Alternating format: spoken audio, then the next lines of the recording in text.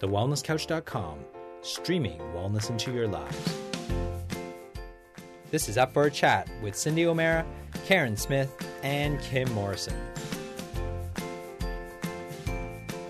Here we are, up for a chat about the hottest topics that are important to you, inspiring you to awaken the change within. I'm Karen Smith. I'm Kim Morrison. And I'm Cindy O'Meara. And welcome to today's podcast. We've got a really interesting topic for you today because we've actually just completed our weekend retreat called Awaken the Change, funnily enough. And something came up which... I guess it's a very fascinating look and fascinating take on why we eat. And I have been doing some research probably over the last 3 months on something very similar because I've really had to have a really good look at myself in terms of why I eat and how come I seem to struggle and Kim and Cindy do it so easy.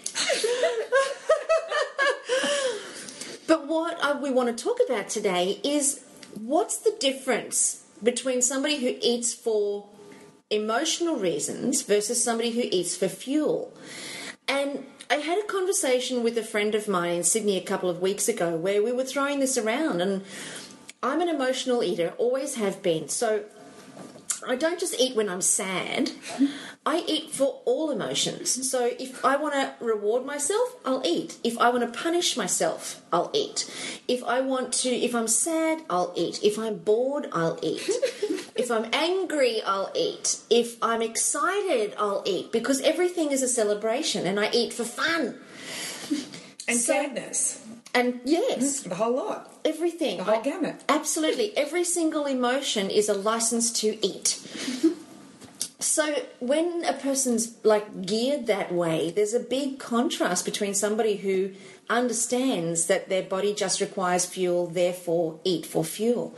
So we thought that was a really good topic to chat about today because we're in the room with 2 fuel eaters and 1 fun eater. And we know that there's a lot of people out there who have different reasons for eating. And it was evidenced on the weekend when we did the retreat. People who do the yo-yo dieting, people who do the who've been dieting all their lives and have just continued to add more weight. It's highly likely that those are our emotional eaters. So why don't we just throw it open and see what you girls have got to say? What do you think the difference is? Why do you guys eat?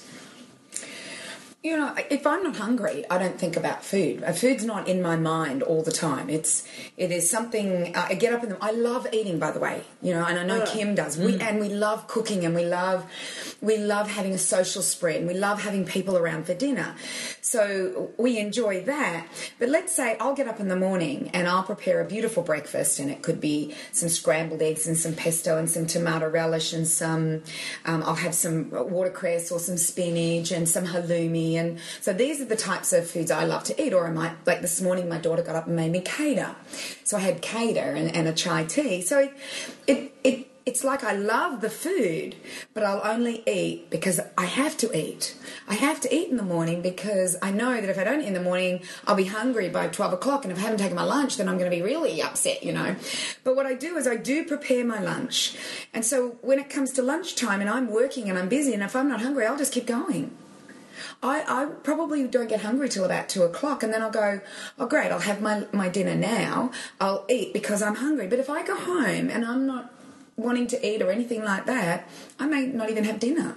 So it is based on the responses my body is giving me. That's number one. It's based on the responses my body is giving me. It's saying, you're hungry, you need to eat, do something about it, fuel yourself with good food. And because I have that knowledge, I fuel myself with good food.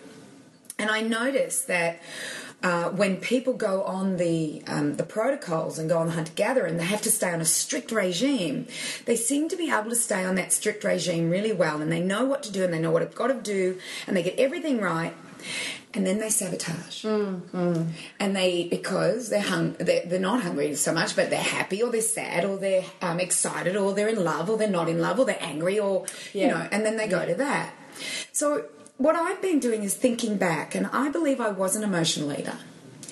So So it has to be something you can break. So if I was an emotional eater and I'm now a fuel eater, then there has to be a way of breaking it. And I'm trying to think about what I did. And so, when I was in my 20s, I was at university, and I remember putting on quite a lot of weight, and I could eat 12 chocolate chip cookies in a sitting, or 10 Weet-Bix, or 5 or 6 pieces of bread with butter and honey, and I would do that if I was sad or happy or anything like that. And the way I broke it is number one, as I started to realise that this is the only body I've got, and I don't like feeling like crap, and that made me feel like crap when I ate those bad foods. And so mine was a thing where I was able to just go, well, I don't want to feel like this anymore. And that was the way I ended up breaking it, is I don't want to feel like that anymore. And I think I got more of a respect for my body as another thing. Plus, I found new things to do when I wasn't happy or whatever I wanted to do. I would find new things in order to do it. So I guess it's about, number one, making a very, very conscious decision that you are going to make the change, having a bit of respect for your body, but also creating new habits. So what I did was I wrote up on my fridge things that that made me feel good, if I needed to feel good. And I was probably more not a happy eater, but a sad eater. I probably ate for those reasons. So they were things like going for a walk, having a bath with some oils in it. Look, I can't even remember. I remember I had a list, because this was back in my 20s that I did this. But what concerns me is that when people do the protocols and then they do so well on them. Like, they lose the weight, they're feeling fantastic, they've never felt so good in their lives, and then they go back to hankering for sugars and eating for emotion. So I believe if we kind of start to explore some of the things that maybe we'll be able to help people get out of being an emotional eater and become a fuel eater, then we're giving people the strategies in order to make these changes if that's where they are. But just so they know, you can go from an emotional eater to a fuel eater. You don't have to be there all your life. It is possible to change. Kim, did you ever eat for emotion? Well, I don't know if I've ever admitted this to you girls. I actually... She's looking very serious, isn't she? Well, when I was a teenager, I had a boyfriend at a fairly young age. Tart. Notice I allowed the pause. Oh, she knew it was coming. But I was with this boy from the age of 14 through to 19, and he was gorgeous. First boyfriend, just a beautiful... I'm very blessed that I had a very good first boyfriend. And I remember one day he said I looked a bit fat. I don't remember where or how, but maybe we'd had our bathers on or something like that, and we were going to the beach, and I was quite a fit person anyway. So whether it was a throwaway line or whether I actually was, I can't remember. But I do remember throwing up, making myself throw up after every meal. And I started doing that for a while when I was a teenager.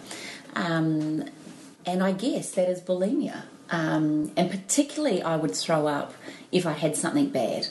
So I would make myself sick if we had a dessert because I really wanted it. It looked really nice and I craved something sweet. I'd eat it, but then whenever I'd gone, or I'd get up from the dinner table and go to the bathroom and throw up so I could sit there the rest of the time.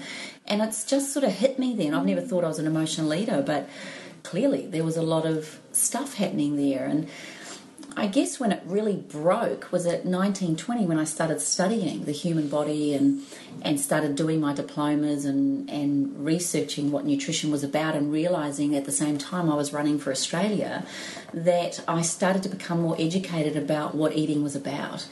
And, I do know with people around me, family and friends that have eaten emotionally, it's either boredom or stress, or sometimes they overeat because they're happy. Like I watch how much people eat when we sometimes go out for dinner, and I'll have an entree, a main, a dessert, and then cheese, and then wine, and it blows me away how much we overeat. I know that we eat when we get sad, some people, but I must admit I am a type that when I'm sad or upset, everything shuts down with me and I don't want to eat. I actually don't want to go near food. So if I have the opposite effect when I get stressed, is I actually get underweight and I lose weight very quickly. So I don't know whether that has anything to do with it. But just thinking back to the times when I was throwing up and where did it change, I think for me the key was education and understanding that my body was actually a vehicle for greatness and to get me through. And probably because I was representing Australia at 21 years of age running, I actually got to really be educated through the Victorian Institute of Sport about what eating was all about. And for me, I learned there that it was a fuel. So the best fuels to make me run longer were proteins and very complex carbohydrates. And, you know, and then I tell you the other thing that really gave me a lesson on food. So just fast forward a little bit, and my whole life started getting busy and married and looked amazing when I got married. And I wasn't one of those brides that dieted before she got married. I just was fit and healthy, thankfully. I had a husband that was an international sportsman, so nutrition was very big for him. I knew for us to earn money, his body had to be at its best. So I probably approached food very clinically almost. You know, what's the best food that's going to make his body repair and heal and work? But then we had babies. Danny had quit international cricket. I was now, and I did get into that little thing of, well, I'm eating for two, you know, and I kind of went with my cravings, and particularly with Jacob. I had, dare I admit it, but I craved Magnum ice creams. Hello. And I reckon I ate more Magnum ice creams in that pregnancy than I've ever eaten in my entire life. But boy, when I'd had him, I'd put on quite a few kilos. So I was about 8 kilos over my normal weight, and that's when it hit me. I had now got into a problem with food, or problem with my look, or my health. And I took on a program. So again, I got educated. I saw a picture, a before and after picture, and I decided I'd like to know what it would like to be an after photo, and I didn't want to be in my bathers anymore. I didn't want to be seen in my bathers. So I took on the 12-week program, and a lady at the gym noticed my commitment, and she came up to me and she said, "You've been doing so well. Did you know that there's a body sculpting competition in 7 weeks' time, and I reckon you could do it?" And that was one of those comfort zone, hideous moments where the brain's going, no, no, no, no, no, and the heart's going, why not, why not, why not? And I decided to take her up on it, because I knew in order to get me over the line, I probably needed help. And maybe that's another thing that I would suggest as a really good pointer for a strategy, that sometimes we don't know what's best. We think we do, and then we sabotage, or we do something, or we've heard on an advertisement that that's okay to eat this sort of food, and we kind of give ourselves permission, or we make an excuse for it. So for me, having a coach for 7 weeks, the other thing I learned in that coaching session was that my idea of a 10 when it came to exercise was actually with her a 6. So I realise I'm a wuss with myself, and I reckon I'm a wuss when it comes to eating. You know, like that's where I think we sabotage, because we're not firm enough with ourselves. We're not being a coach to ourselves. We're not letting our inner voice coach us through that. We're giving into it, and we're trying to be in charge of it. So there I was 7 weeks later, and you both know I stood on stage in front of 400 or 500 people in a G-string bikini posing. Tart. Brown skin. Yeah. Muscles going everywhere. Tart. Didn't even look like you. But I tell you what, your whole body was amazing. But I tell you what it taught me, and this was a big aha for me around eating. One night before my training session, we'd had people over for dinner. I had my boiled chicken and my steamed broccoli and my half a baked sweet potato. That was my dinner, and they were all eating all of their similar food, but it was baked and sauces and, baked roasted potatoes. And they'd all give me grief. Oh, go on, have a little bit. And that's an interesting thing when you're on a protocol and everyone else isn't. Yes, it is. People going, oh, for goodness sake. And they actually get a bit intimidated by you being quite strict, because it also brings up perhaps for them their own inadequacies to be that strict and regimented. So I gave in that night, and I actually had some dessert, which was only out of Dr. Sandra Cabot's liver cleansing diet. So it was her liver cleansing banana cake. So it wasn't a bad cake by any means. But the next morning, I went to training, and Rachel, my trainer, did the fat test with the, the pincher things. And The calipers? The caliper thing, yeah. Mm. She lifted up my top and took my skin thing, and she goes, what did you eat last night? And I went, nothing. And she goes, Kim, what have you eaten? And she goes, you've had sugar. And I went, what? And she goes, and then I went and I justified it, but it was only a liver cleansing banana cake. And she goes, you still had sugar. And that was one of the biggest ahas in my life, that everything that goes into my mouth is actually experienced in the body. And that would have been inflammation. It was. There's no way that was fat, but No. you would have just swelled up with water. Yeah. And sugar does that. And that was an aha for me. That even, and then she told me, don't even eat chewing gum, because chewing gum was something I got into a habit of, so that I wouldn't want to eat. And then I realised the ingredients of chewing gum, so I tried to get as natural one as I could, but it was still had xylitol and things like that in it. So I'd eat chewing gum, and then she even said leading up to the competition, I want you to drop all chewing gum, you're not to have anything. And that's when I started to understand that everything we put in these lips has an effect physically on the body. So to do something like it, I'm not suggesting everybody should go out and do a body sculpting competition, but what it taught me was if you really want to be lean and taut and tight, then you've got to be strict with what you're eating. And then the standard Australian, New Zealand, Kiwi, Western diet is not a normal diet. And therefore, and that changed my whole way around thinking. Yeah. So if I was to sum up with what you believe changed your aspect of, probably being a bit of an emotional eater with a bit of bulimia sitting in there, it would be respect for your body in order to do what you needed to do, education, and a coach. You had a coach. I really did take on a coach that made me accountable. So, I think they're like that. I think they're really, really important things that we need to do. But there's got to be more to it, Karen. There's got to be more to what's happening in the brain, because some people, they do my programs and they know what to do. They've got a coach. They're being educated as long as they're reading the stuff. I'm trying to teach them to respect this body that we only get one of. But what clicks them over the edge that they know they shouldn't be doing it, and then they go and do it? Because the problem's not the food. The problem's not the food. The problem with an emotional eater is the emotion. And the problem with the emotion is mindset and its experience and its past and its childhood and its history, and it's all of the mental components that come together that make the person who they are. So while we're addressing the food for fuel eaters, it's a great thing, but for an emotional eater, the food isn't the problem. The food's just the end result. A classic example, and I'm just going to use myself as an example here. When I was a kid growing up, I'm the youngest of three, so in the pecking order, I was always last. My sister, my sister's always been. My dad always used to say to my sister, and he said it to me once, you don't need a fiancé, you need a financier. Because we've always been very high maintenance. We've always been very expensive children. So, we were only just talking about this a couple of days ago, that we had our first lobster when we were 3. I tasted lobster when I was 3. Lush. I know. God. And you wonder why I'm such a brat. My slippers had heels on them with big fluffy puffs when I was 4. And oh, that's cute. I know. I was one of those. And it wasn't because we were loaded. We just weren't. I just had a mum who used to love to play with us.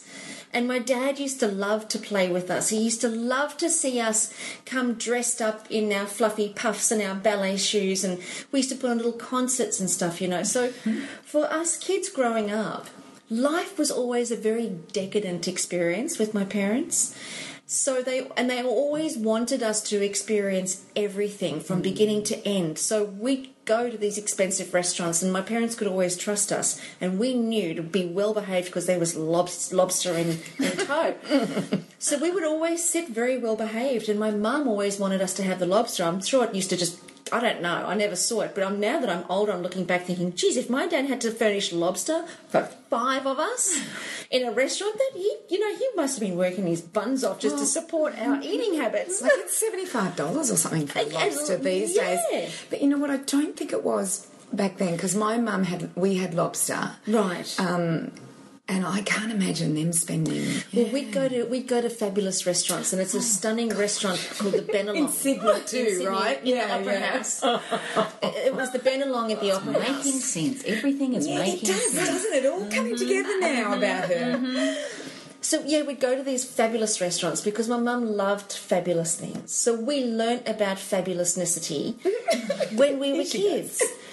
But then in the home, my brother was incredibly active, and he's the middle child, incredibly active. He's so fit, and he's one of the world's, he's just exceptional at sport and brilliant at squash, and you want to see the muscles and this. Anyway, so he was growing up really fast and very, very fit, very, very active. So when my mum used to come home with the groceries, he'd hoover through the whole kitchen and he'd just literally suck it all in one day. So I used to hide food. I used to stand hovering over the shopping bags, and I'd be first in grabbing some food, and then I'd go and hide it in my undies drawer, just so that I had food. Because now we know where to find the food, don't we, Kimmy? Yeah, absolutely. But then as I got older, what I started to realise was that I was actually getting really fat because I was putting on, I was hoovering in as much as I could get, just so you get something. To stop him. Yeah, but then I also had the, the nasty little sister thing. I was like, I'll have this, and then he won't be able to have any. So.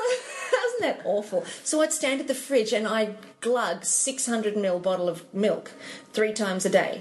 So I would just inhale all of the milk because I love the milks, but I'd drink it straight out the bottles that nobody else could have any. Isn't that bad? And then all the snakes and all the chocolates and all the chips and all of that sort of stuff, I would just hoover as much as I could. So I became an overeater. By the time I was 8, I was an overeater. So my question is, if you didn't have a brother and a sister, and the food was available to you all the time, and you didn't have to fight for the food. Well, I didn't actually have to fight for it, though. I didn't have to fight for it. That was what was going on between my 2 ears. That wasn't the reality. Right. That wasn't the reality. That was your reality. That was just my reality. So it is the reality you put on a situation and made meaning to it. Correct. Does this sound like Karen Smith? Or the reality was she just didn't want anyone else to have as much as she wanted. Correct. She wanted to, and she didn't want anyone else to enjoy it the way she was selfish. Selfish is what I'd say. Totes, Devs. Let's just say yes. Yeah, absolutely. It was my own reality that I created. So by the time that I was 8, I was already an overeater, and I was fat. And then I went to school, and I used to get called fat. I was never picked on through primary school, but by the time I got to high school, I decided that I needed to lose the weight because I looked at all of the other girls, and all the other girls at school were thin. So I used to vomit. So I used to vomit all the time. I used to vomit every morning. I used to vomit at lunchtime. I used to vomit at dinner time. I used to vomit all the time. So I'm very good at vomiting with my fingers down my throat. Easy peasy. But then what I would do is, then I got a boyfriend. When I was in year 10, I got my first boyfriend. And I just always wanted to look amazing for him. So I would eat 3 days, starve for 4. Eat for 3, starve for 4. And that was my pattern for about 6 or 7 years. So you just started in a pattern of... I did, because I knew that I was fat. And even when I was thin, 48 kilos, even when I was thin, I still saw massive in the mirror. When I looked in the mirror and I put my jeans on, I saw massive. And it was abhorrent to me. I couldn't stand it.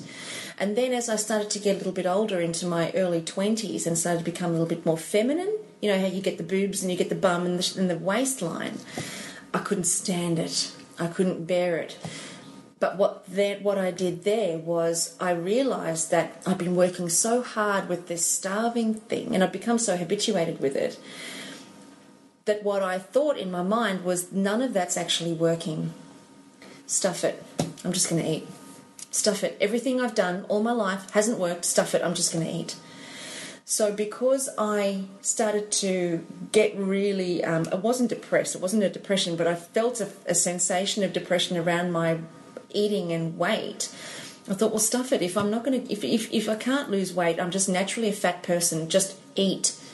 And then I would eat, and then I would see myself putting on weight, and then that would make me so upset with myself that I'd go and eat again, because it would be like, stuff it. You're so fat. Just go and eat something else. And while I was eating, I'd say to myself, yeah, go on, shovel it in. Go on, have more, you fat pig. Go on, do it. Go on. So I would beat myself up while I was eating, and I had no idea how to eat. So I would get steak. I remember this, you know, and my poor brother was living with me at the time, and I would cook dinner, and I made steak, and then I put a little smattering of strawberry jam over the top of the steak, and then I cooked it. So it had this beautiful sweet glaze to it. So the first time I did it, I'd use a tiny bit, and the second time I used it, I used half the jar, because I thought, oh, well, if the first one was nice, this will be even yummier. And I just had myself in this habituated way of eating where sugar was my drug. It was my drug of choice. So I loved my chocolate. I loved everything that was sweet because it made me feel good when really I felt crap. Sugar gave me a sense of I feel better because inherently I felt terrible. And each time I ate, it made me feel better. But ultimately it really didn't because it made me put on the weight. And then as the years went on, I rode a roller coaster and I did the Fit for Life. I did Weight Watchers 1,000 times. I did Jenny Craig 1,000 times. I did every diet that came out into the market, the soup diets, all that sort of stuff. I did all of those diets and rode the roller coaster. Can I just stop you there for a minute? Yeah. Is that because you knew no better? Correct. Right. Well, because that's what you only knew was to do those types of diets. Yeah, that's all that I knew. And was that what you used as a methodology to get back on track? Was that your... Well, that was just to lose weight. But then if I lost weight, I'd be, cool, I've lost the weight. Now I can eat. Oh, wow. So then I would eat. And then I would go, oh, geez, I've put the weight back on again. What's the next diet that's out there? Oh, the lemon detox. Cool, let's do the lemon detox. And then I would lose a little bit of weight and then I would eat. Because inherently the problem was never the food. The problem was always what was sitting underneath the food, which was the emotional eating. And because, I have had a massive career and I've always been very career-oriented, I'm busy all the time. So I would always just reach for whatever was convenient, whatever was quick and easy, but then beat myself up about what I reached for. But I would never have reached for something that was a salad. I would never have gone for a salad because it made my body feel better. I never would have ever even contemplated that. Only during the diet times I would think about that. But if I wasn't, in a diet, it would never occur to me because all my body wanted was breads, pies, sausage rolls, sugars, starches, and carbohydrates. That's all that my body was. That's all that I wanted, because it was those that made me feel like I was full. But the other contributing factor to that was because I was so busy, each time I would eat unconsciously. I would have an emotional response to something, go and grab a big bag of chips, and then I'd get stuck back into work, and then I would polish off 2 or 3 big bags of chips. And then I would have a massive, because they stopped making milk in bottles, so then I'd have a massive glass of milk. And then I would go and have a coffee on top of that, a soy latte. So I'd go and have a soy latte on top of that, and by then I would be full, satisfied, and then I could get on with my day until the next situation occurred where I'd be stressed. Somebody would ring in sick. I was the manager. That would give me stress, so then I'd reach for something to eat to calm myself. So it just became a way of being. It just became a habituated way of being. And I have to say to you, had I not studied from a psychological perspective, had I not invested so much research into that, I wouldn't have known any different even to this day. And had I not met you guys, obviously, I wouldn't have known any different to this day. I had a conversation with 2 girlfriends a couple of weeks ago about this very thing, right in the middle of some of this strategic research that I was doing. And both of those girls are, quite heavy and have been very heavy in the past. And same, they've ridden the emotional roller coaster. And one of them actually said to me, she said, she doesn't eat because she's sad. She eats because she's happy. She thinks food is a reward, and she just wants gourmet all the time. She won't settle for anything less than gourmet food. And gourmet foods are creamy, beautiful sauces and wonderful cakes and pastries, and that to her is what's gourmet. So she will not settle for anything unless it's gourmet because it's a reward for the hard work she's done. Whereas another one of the girls suggested that she eats because there's nothing else to do that is as fun. There's nothing else that is as fun. And it's just a really amazing, it's amazing to look at how the mind sees these things. So the problem's not the food. Then there was another girlfriend of mine who I spoke to who has been pushing 140 kilos. And she's been like that for most of her life. And she's the classic one where she doesn't care. So for her priority is her children. Before, her priority was her work. So she doesn't care. And if people don't love her for who she is, then she gets rid of them out of her life because she doesn't care. From her perspective, she's happy. She thinks she's got a great life. She's got a couple of amazing kids. And she doesn't care what people think of her. She'll eat what she wants, when she wants, how she wants it, and no one gets to have any input. But deep down, I wonder if she does care. Well, like I find it really hard when people say, I do care. Like, for instance, Magna Savansky. I just love her as a comedian. Yeah. And she always said, I don't care. And then she went on, was it Jenny Craig? Jenny Craig, she went on. And she lost weight, and she was on the front cover saying how wonderful she felt. Of course she cares. And of course she cares. And then she gained all the weight back. And I went, actually, you do care. Of course. Otherwise you would never have done that. Never done the diet. And, did she do the diet because she wanted health, or did she do the diet because she wanted to look better, or... I think we have it all screwed around. I think we have it all us about. I actually believe that everybody goes on a diet to lose weight, so they don't care what they're eating as long as they lose weight, rather than going on a diet to get healthy, and the weight will fall off. So all you can do is eat healthy foods, the real foods. But when you're younger, I didn't ever go on a diet to be healthy. I've only been on a diet to be healthy 2 years ago. Prior to that, I only ever went on a diet to lose weight. I only ever went on a diet to lose weight because I was overweight. Only 2 years ago did I decide that health was my priority. And do you know, even that, Cindy, even that was a big shift for me, because I had to stop being concerned about the fact that I was in a size 12 jeans. I had to stop worrying that my butt looked big and everything in order to go on a diet for health. So I had to go for a massive leap of faith that I would lose that weight, because inherently it was the weight that bothered me, because as far as I was concerned, I was healthy, fit and well. Like, I could do anything I wanted to. I was never sick. So I was fine. So to get from... I'm going on a diet to lose weight, I'm going on a diet to lose, or I'm going to change my eating. It's not a diet. I'm going to change my eating and my lifestyle for health. It was challenging. And if I didn't have you, I don't know. I honestly don't know. And yeah, so education is definitely one of the most important things. For sure. One of the things you said was that, you grabbed for the donuts, or what was it? Everything you talked about when you grabbed, you didn't never grab a salad. You always grabbed for things with high carbohydrates, and it was wheat. Because I was writing everything down about what I wanted to say as you were saying, because I'm going, oh my gosh, she's grabbing for the wheat product. Yes, it had sugar in it, and it was tasty and everything, but it was all wheat, and it was addictive. It is addictive. This is the thing: is that we now know that the wheat grain, and it's the new wheat grain we're talking about. So we've done a whole podcast on wheat and what they've done to our wheat. We now know that the gluten of the wheat grain breaks down into 3 components when you digest it. One of the components is glutenin. The other one is gliadin, which causes the autoimmune diseases such as celiacs, etc. But there's a third component that breaks down to something called glutenomorphin. And glutenomorphin is absorbed past the blood-brain barrier straight into the brain and acts like morphine. So basically, let's say in the morning, what would you have for breakfast? Did you have Wheat Bix, that breakfast cereals? Oh my goodness, I used to love Wheat Bix with tons of sugar and hot milk.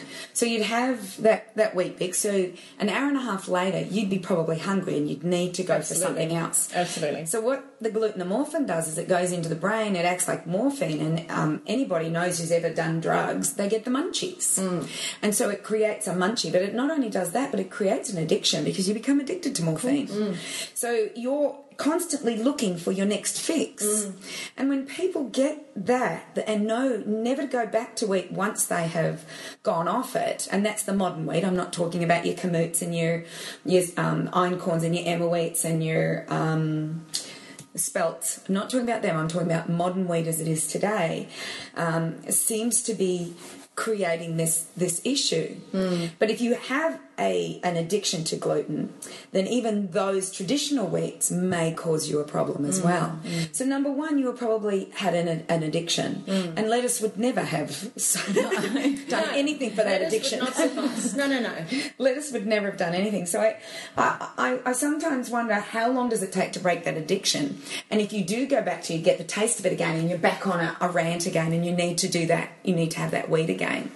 So perhaps addiction is one of the things that we need to break as well with this emotional eating. Well, I think that's a double-pronged attack, because the emotion that occurs, and it's fun and it's reward and it's pain and it's all those sorts of emotions, the emotion that occurs then causes the person to reach for the food. They reach for the food, and then the food that they reach for creates an addiction. And calms them down. And numbs the gut, numbs the neurotransmitters in the gut, brain. All that. Yeah. So it's kind of like this vicious cycle, because you have the emotion, then you go and eat, the food's addictive, you look at yourself, you don't like what you see, which then creates another emotion, and then God help us if we have an external emotion where we have a marriage breakdown or a divorce or a car accident or something external to us that compounds the fact that internally we don't like the way that we look. Then we reach for the food because of the addiction that creates the addiction, or recreates the addictive behaviour. So the whole thing is this massive cycle. So I mean, I actually think that the addiction in the food definitely needs to be broken, no question at all. But I think that the emotional eater actually has to address their emotions first, because the food is what they learned. It's a learned behaviour. We all experience emotions. We all have happy, sad, fun. We all look for rewards, we all do that stuff. But the learned behaviour is reaching for food, and it's that learned behaviour that actually needs to be undone at the same time even. The learned behaviour needs to be undone, and the addiction can be addressed at the same time, which then takes food. It makes the food not the problem. And this is what I realised with you guys. And I think I even emailed you. I was crying when I emailed you. I remember you had a real breakthrough with it. Yeah. And I get emotional thinking about it. I remember it was a real breakthrough for me 2 years ago when I realised I had been making food wrong purely because I didn't want to make myself wrong, because if I made what I was doing wrong, then I had to deal with my emotional triggers that made me reach for the food. And it was such an epiphany, because you remember, like when I was first, everything made me allergic, like a capsicum, a tomato, or eggplant, breads, everything gave me bloating and wind pain, and we were at a loss as to what to do, And it was at that point that I think I realised that I'd been making food the problem and making food wrong. But food wasn't the problem. I was the problem. And it was all of my emotional triggers for everything that I'd learned to eat when there was an emotion present. That was just what I decided to do when I was really, really young.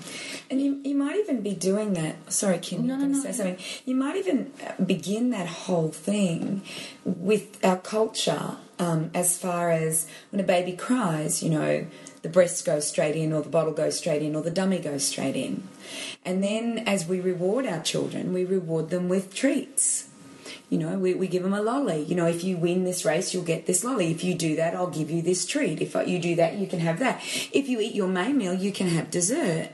So I actually think it starts right back where it's all about the mouth. It's all about oral gratification. Oral gratification, definitely. Just the way she said that. Tart. We were getting a bit heated. I was actually being really serious. But it's true. It is about oral gratification, because that was... It was the pause after you said it, love. It was the pregnant pause after you said it that made us all go, did she just say that? every podcast, people. Every podcast. Anyway, back to you. But you're right. It is. It is about everything goes in the mouth, and so basically the food. The food is part of that. So it could be that memory of when you're a baby. I think that's part of it. I would like to add that. Just something hit me when you were talking before, that we are taught how to eat. We're taught whatever our parents know. We're taught that veggies are good, that meat's good, that whatever it is that their values are, we're taught. We're taught how to get up to get ready to go to school, which then leads us into going to work. We're taught how to add numbers and to do maths and all that thing.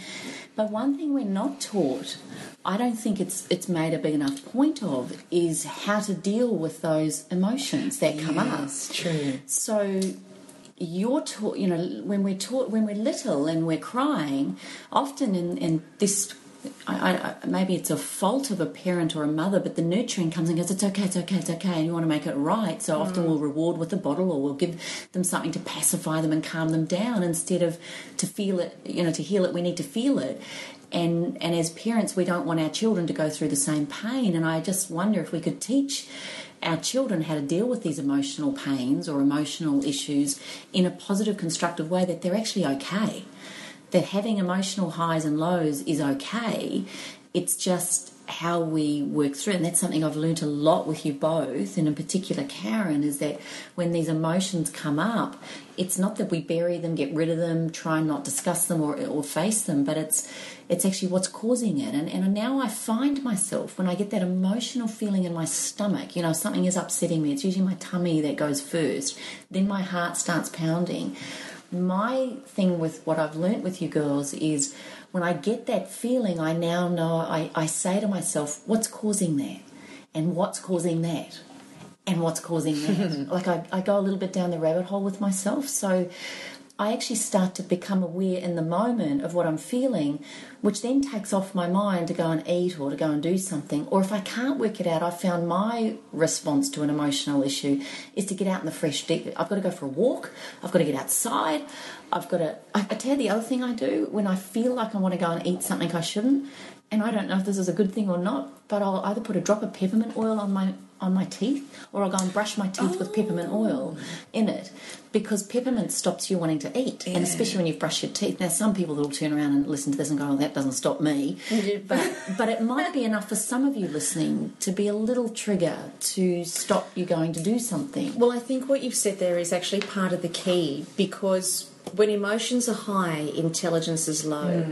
So when a person is experiencing an emotion of any kind, positive or negative, intelligence is low. So and particularly if there's a sad emotion or a negative emotion, you're not present to be able to think to do something other than what your habituated response actually is. So having said that, though, the key is consciousness and presence during all periods and during all times, when we're associating food when food is a response.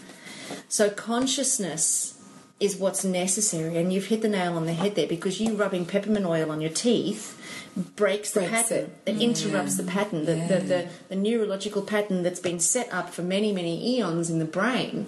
It interrupts the neurological pattern. So, I'm thinking, to affirm what you've said there, Kim, what could be a really good help and support to somebody that is an emotional eater is to actually have a way or a sign with them somewhere that before you eat, rub peppermint oil on your teeth. Before you eat anything, anytime, anywhere, so that you're creating a whole new habit pattern before the response of food is engaged.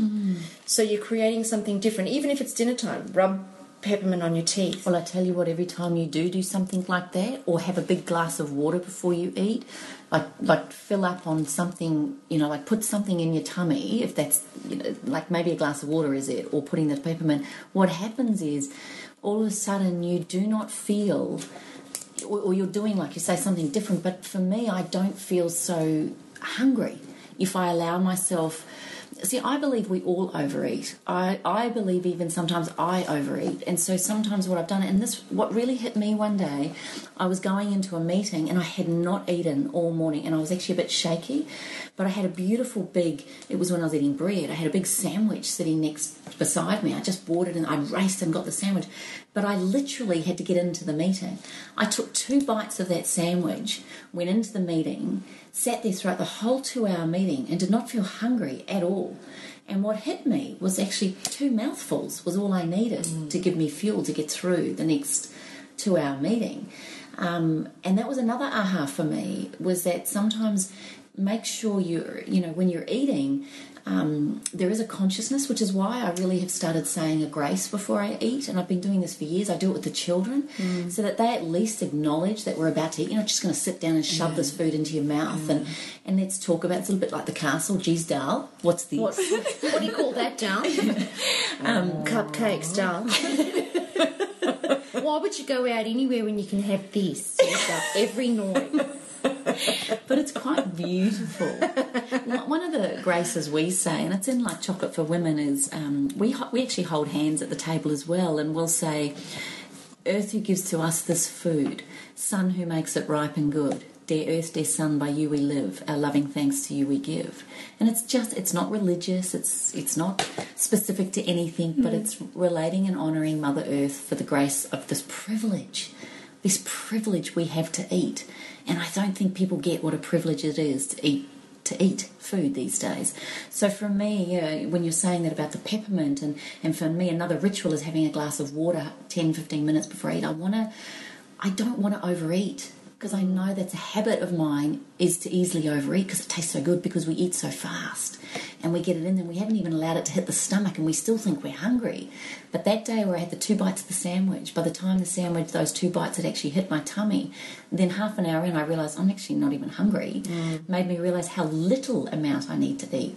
And the other... Sorry, you were always also engaged in something. Right. Yeah. I was doing something else apart from eating. But the other thing that Or thinking about eating. The other thing that hit me, and I don't know whether either of you feel this as well, is that I always thought there was breakfast, lunch and dinner, morning tea, afternoon tea and supper. Like I felt like there's this ritual, and it wasn't until I really started listening to the wellness guys that Damien talks a lot about this, is that why don't you just eat when you're hungry? Fuel. That's a fuel eater. That's a fuel eater. Yeah, they eat when they're hungry. An emotional eater will start eating 6 a.m. in the morning.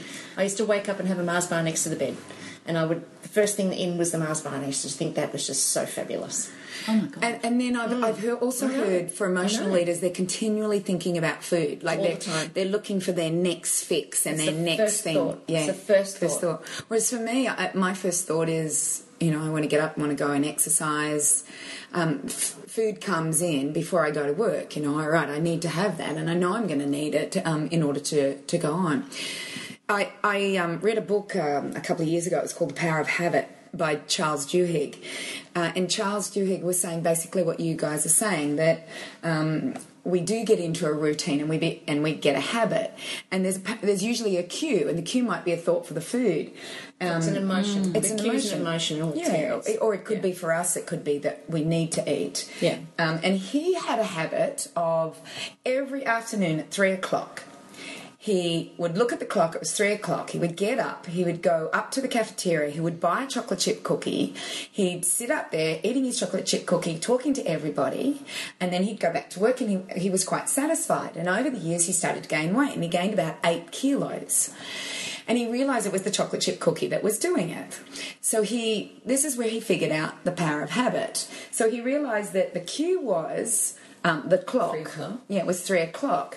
But the reward was socialising with the human beings, instead of being in front of his computer, he was socialising. So he thought, I don't need to change the reward and I don't have to change the cue, but I need to change my routine. So what he decided to do was he'd get the cue, and instead of going up and getting the chocolate chip, he'd get up and he would go and talk to a couple of his friends or a couple of his workmates. And he realised he was satisfied by that. And over a period of time, he lost that 8 kilos. Oh, wow. Good on him. Yeah, so he wrote a whole book on it. And it's really interesting. Like, he starts with, why do we brush our teeth? It started with advertising. it was something we didn't do back in the early part of 19th century. We actually, nobody brushed their teeth. But Really? yes. Yeah, look at Karen. That's foul. But then we probably didn't have the foods that cause the bacteria that create the bad breath that make the teeth needing to be brushed, because you would have eaten vegetables or carrots. surely. Like when you eat a carrot or an apple, your teeth can actually feel quite clean afterwards. So I imagine we would have used foods in that way. Well, basically the marketing was put on the cue, the routine and the reward. So the reward was to have white teeth. Nobody had the white teeth. And the routine was to brush your teeth. They probably didn't have any teeth. Yeah, man. At some point. Actually, you think about it. You look back at all of those movies, those old-fashioned movies. Oh, yeah. They've only got 2 or 3 teeth at the front. Come on. You know, the other thing with this, girls, is you're talking about the emotions and all of that, but I find that everyone also makes excuses. There's always an excuse why they do things or why they don't. Is this one of those stop it moments? Yeah, I could make it that. You could. But, you know, two of the biggest excuses for a lot of people why they don't do something or do something is usually time and money. And why we don't eat healthy is we don't have time or money, or we don't have the education to go and learn how to do this or whatever. But I found for me, and perhaps as I've got older, I've got more vigilant, and particularly now teaching it. And this would be my point. If you're a parent in particular listening to this, you are actually the teacher for the younger generation. So you have to get this. Otherwise, you are teaching your younger generation the habit of emotional eating. So for me, it's actually about prioritising. I know for me to function the best in my home, for my children, my husband, my business, and the people that depend on me, I actually have to look the part, be the part, and feel the part. I can't be unintegral with that. Is that a word? And you're also very organised, Kim. You know, like you're very organised, and you have nothing in your kitchen that you don't want your family to eat. No, and that was another big thing, you know, because grandparents would come over and bring lollies and things like that. Now, I'm not that bad that I'll say, get that out of the house. And my brother is so naughty. Every Christmas, he buys my children a 1 kilogram bucket of M&Ms. Oh. He does it to annoy me, and he does it to wind up the kids, and he just does it because he loves to see the reaction on my face every Christmas. We all know what it is. We all know. Yeah, and they've got the Christmas holidays to get through this 1 kilogram, or maybe it's 500 grams. I don't know, it's a massive bucket. A massive amount. Yeah, and I sit there and I go, well, if you want to eat it. Now, they don't often get through it, and often they're actually giving them away, and it becomes, and I'm just like, this is just so not me. And I'm wondering, is this creating a bad habit? Is this doing this? But I also have to know that my children are going to have to make their own choices and their own decisions. But Taylor said something interesting recently, and she said, Mum, you know what? When I watch adults eating badly, it actually repulses me. They should be doing it right. Now, us as kids, I think I said this either, I don't know where I said this. On the weekend. You know, as kids, I think it's okay that we kind of sometimes muck up a bit and we have a little naughty treat every now and again. She said, but I'm actually depending on you, and it makes me realise that you're a good mum. You know, that you don't eat the garbage, and therefore I feel safe. But she said, well, sometimes when I stay at other people's houses and I see what their parents give as a reward or that they think is right, she goes, oh, Mum, it really upsets me because they're not giving the right fuel. So something's going in with my kids, thankfully, and hopefully that they're going to have... But then this morning we get pancakes. I've made the most beautiful pancakes made with my own nut milk. I've put all this love into them and everything. And the one thing they want on it is ice cream. Now, it's ice cream I've made or whatever, but it's still ice cream. And so I'm kind of like going, oh, my gosh, am I setting that? So I'm like trying to say to them, this is not a good habit. But then I'm kind of like, well, they eat so well anyway. Is homemade ice cream such a bad thing to have on pancakes? And in your homemade ice cream, you've got milk and eggs and sugar and there vanilla is a bit essence. of sugar and vanilla essence. So in my way of thinking, like, you know, we have this thing that sugar's bad. And it in a healthy if it's a healthy household, there's nothing wrong with a little bit of sugar. No. It doesn't matter. When you look at breakfast cereals and then you compare it to your homemade ice creams and pancakes, I'm sorry, there is no comparison. Right. You know, there's probably more sugar in the breakfast cereal than there was in that little bit of ice cream that Well, you I gave actually them. think there was more sugar in the organic yogurt, to be honest. When I looked at how much sugar was in the organic yogurt, I kind of thought yogurt, ice cream, they're fairly similar, really, when you're home making your ice cream. Yeah, exactly. And you know you've got the good ingredients. Yeah. You know, one issue that we haven't actually discussed is survival. a lot of people are constantly hungry, and it's not about emotional eating, but they just can't be filled. And the body wants to survive. No matter what, it has to survive. So if you don't give it the nutrition it needs, so let's say you're eating foods that are dull in nutrition, what happens is that the body will say, please eat, and will constantly be bugging you to eat. But then you eat another packet of chips or another bit of food that's got no nutrition in it. Low-fat yogurt, low-fat milk, low-fat cheese slices, the list goes on. The list goes on. It's not only low-fat, but it's low nutrition, and there's no satiety there. Yeah. So you're constantly hungry, you're constantly thinking about food, and it's the body saying, I'm going to get sick or I'm going to die unless you do something for me. But you're not seeing, back in the old days, there were no breakfast cereals and packaged foods and lean cuisine and packets of chips. You had to go out and catch yourself an animal or get the carrots or the greens or pick the mulberries. You had to do it properly, and so you would get that nutrition. So that's number one. I think that's got a lot to do with it too, yeah. Because when you are a yo-yo dieter, you're only following the diet that's out there because you're not educated. Well, I certainly wasn't, and I know a lot of people, even in my frame of, in my field of influence, is still the same. They'll go on a diet and they'll still buy low-fat cheese, low-fat yogurt, low-fat champagne. They'll still... Low-fat champagne? Low-fat champagne. You can get a low-carb champagne and a low-calorie champagne. And, so that's still the mentality that if it's low-fat, then... it's fine. But they're still overweight because they're starving. I know that now. But I think it's got a lot to do with it. And food is the ultimate addiction. Yeah. We have to be addicted to food because it's about survival. So it's the ultimate addiction. And it is survival. That's such a good point. Yeah. Well, there's actually one more point with that. Do you want to hold that thought? Or are you I was just going to ask you both on that note of feeling good and around people is, let's think of the positiveness of eating food, breaking bread. The actual sharing of food is a very big part of our social interaction with one another when we actually communicate and talk, and there's a lot of fun associated to it. But what we've learned, and I look at the way you and I, Cindy, and definitely now when we all get together, oh my gosh, look at the three of us when we have lunch together or we go somewhere together. Not only are we unbelievably beside ourselves about seeing each other and how excited we are, but to sit down and actually have food that we all get really lit up about. I think we get lit up more now with a health approach to it than what we ever would have done in the past with sitting down and having a hot pie and a Diet Coke. Not that we ever did that, but you know what I'm saying. But I think that's a really good point, and I want to share that with people in terms of just for me, because I know that there are other people out there who are emotional eaters. So I want to share with them, after you've given us your point, Cindy, I want to share how that transition or that leap of faith took place for me because it's so recent. Because I think since I've been doing this research, I've kind of come up with a bit of a recipe. But you go. Yeah. Well, the other thing is you've got the nutrition part of it, but you also, in your fat cells, release a hormone called leptin. And leptin is the master controller of hunger versus satisfied. It's the controller of your hormones. It controls taste buds. It controls everything. So when you get about 4.5 to 5 kilos heavier, and you would do that in the summer when there was lots of fruits and lots more food around, and your meat was full of saturated fats because the herds were eating more foods, and they would not put it on in muscle, but they would put it on in fat because it was sweeter grasses. So in the summer we used to put weight on. The hormone leptin was released by this 5 kilos of fat, goes into the hypothalamus. The hypothalamus then controls everything that's happening in your body. And as long as there is leptin, the body knows when not to be hungry versus to be hungry. But once you go past that 5 kilos of weight, and then keep going, 10 kilos, 15 kilos, 20 kilos, the body becomes resistant to the leptin. And as a result of becoming resistant to the leptin, the body actually thinks you're starving.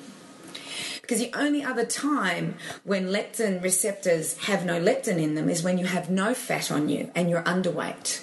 And that's when the body will say, please eat, I need food if you are going to survive and if you want to propagate, have another baby or whatever.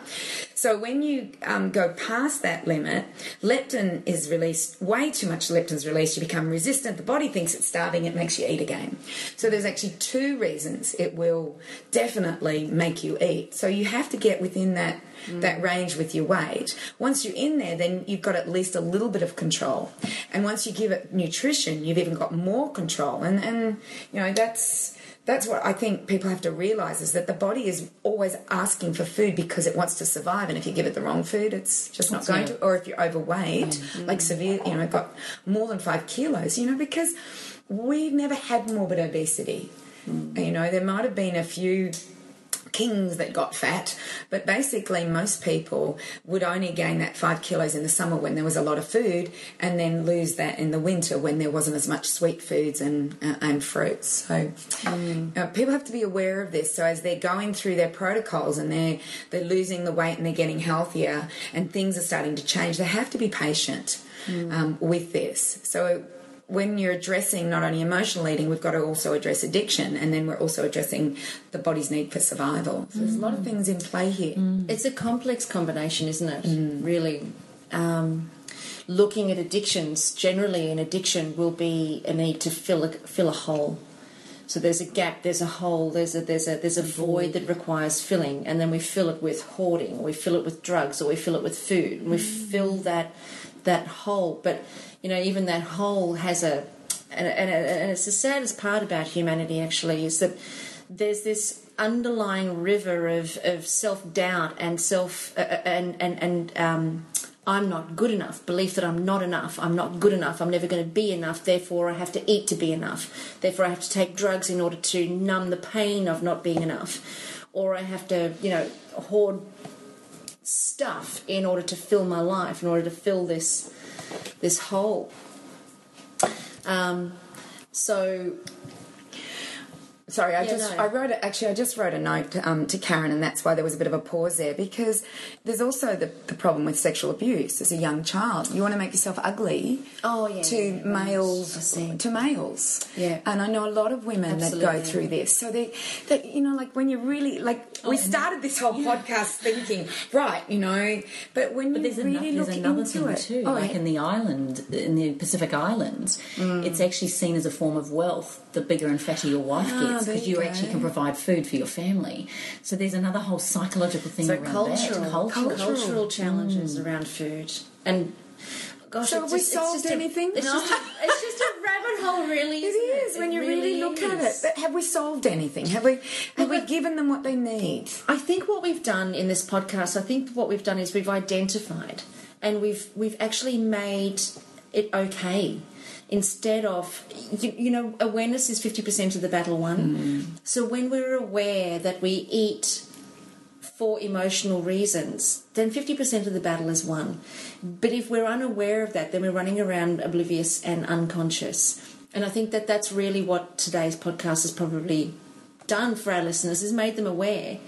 And I think that, to have a couple of options to help support as you're going through the challenges. But I have to say, anybody who's listening to these podcasts, you're already nearly there. Because a person like me and the people that I was speaking with and doing some interviews with don't even know the name of the podcast. They're not even in the sphere of knowing that another option or another possibility exists outside of Jenny Craig. So perhaps with anybody who is listening to this and they know somebody that's in a situation that they should gift on, or ask them to listen to this, or put it on their phone. It's so easy to put a podcast on a phone now. Get their phone and say, I want you to listen to this one here, so that you understand maybe why you're not doing it. Look, I know very intelligent women that know me and know what I've talked about. Actually, one girl that worked for me, yet I can't. No matter what I try, I can't help it. I cannot help her. I was talking to somebody about this yesterday because, interestingly enough, after our weekend retreat, there have been a handful of people that have called me since then to talk about their partners and their children. The biggest mistake that we can do is make ourselves or others wrong for eating this way, eating emotionally and not eating for fuel. We don't want to make them wrong, because then that's just another emotion that's going to compound the issue. Good point. So what we want to do is we want to make them right. We want to give them forgiveness, and we want to make them right, and we want to make them right about the fact that they love food. They want to be alive. They want to be around for a long time enjoying lots of foods. They want to experience their emotions wholeheartedly and throw themselves into it. They don't push their emotions away. What they're doing is stuffing them down with food, but they're not resisting their emotions, and that's right. That's, we want to really embrace what's right. And when we can do that, then the person is free rather than trapped in being wrong. We want to make them right so that then they're free to choose. But when we make them wrong, we're trapped and there's no freedom to choose. All there is another negative emotion which forces us for addictive food. So ultimately, we want to try and interrupt the pattern. We want to break the cycle. We want to encourage people and encourage ourselves to be in pursuit of other ways of thinking and other ways of dealing with the emotions rather than not having them at all. Other ways of dealing with the food rather than not eating at all. And I think that's where, Cindy, you've been so instrumental for me and my family, because you never, and I don't know if you just did it because you were being nice to me, but you never made me wrong. You never, ever made me wrong. All you did was open my eyes so that then I was free to choose. And I chose to choose. So, and since then, it's been a journey. And it's a beautiful thing, because for the first time in my life at 43 years old, I can actually look back now and go, you know what? I'm a different person. I see myself differently in my life, and therefore my food has just naturally been a byproduct of the change that I've experienced. But I see myself differently. And I'm really grateful. I'm really grateful. I feel I have a lot more peace, and the food is just a natural byproduct of that. And being educated about my food, well, that just adds to my peace. That just adds to my peace. To see myself losing 200 kilos or 200 kilos, 200 grams. She was a bit. I was overweight, wasn't I? 200 grams. Like if I can lose, if I drop 200 grams overnight. That to me, I think, well, geez, that's just awesome, and I wasn't even trying, and I think that's really cool. I think that's really cool. What was the thing you said you were going to summarise that was the aha for you, or the... What was the thing you said? It was around when I was talking about traditions. What was it you were going to go back to? I finished about the whole survival mechanism of the body to eat. Around sharing food with people, or us celebrating when we'd get together and we get really excited around food. And what you said, you got something around that. Yeah, well, because when I get excited and I'm celebrating with people with food, oftentimes I would sit at the table and I would watch how much food's left, and just out of guilt, I wouldn't go for the last potato, or I wouldn't go for the last piece of food, because I thought that would make me look like a big fat pig. But for me, when we would celebrate with food, that was my license to eat like hell, because that was like a big celebration. But the aha for me now is, in terms of the celebration of food, it's actually being very aware and being very conscious of my emotions, and how I feel before I prepare the food, or before I have the people over. So the aha for me now, and hopefully this is helpful for people listening, is we know we can preempt our emotional responses a lot of the time. Sometimes we can't, but for the most part we can. If we're having a relationship breakdown, we can preempt our emotions when we wake up in the morning. We can preempt how we're going to be feeling. If we are going for a job interview, we can preempt that we may be feeling nervous prior to going for the interview. If we are just doing a normal day at work, we can preempt the boredom. We can preempt how we're actually going to feel. So instead of us focusing on what food we can have, which is the first thought, which then begets the next thought, and the next thought, the next thought, and then we just begin, we're on that same roller coaster each day. Preempt the emotion. As soon as we open up our eyes, preempt the emotion for that day. And then figure out a way that we can deal with the emotion, or not deal with it, there's no such thing, but be with the emotion, be present to the emotion, and then love ourselves through it. One of the biggest things you gave me, Cindy, was what was the most loving choice for me? How could I love myself best through this particular emotion? Because when emotions are high, intelligence is low. So you want to have that thought before the emotion is present. So how can I love myself best through securing a massive contract with a new client that I know I'm going to be so excited about? How can I love myself best through that? And loving myself best through that in this particular occasion was a massage and spending $400 on a chiropractor who was absolutely amazing. Instead of me going down to the restaurant and sitting and having mango cheesecake and, all the beautiful things. Yeah, and that was easy. That was easy, and I actually felt like I'd gifted myself way more.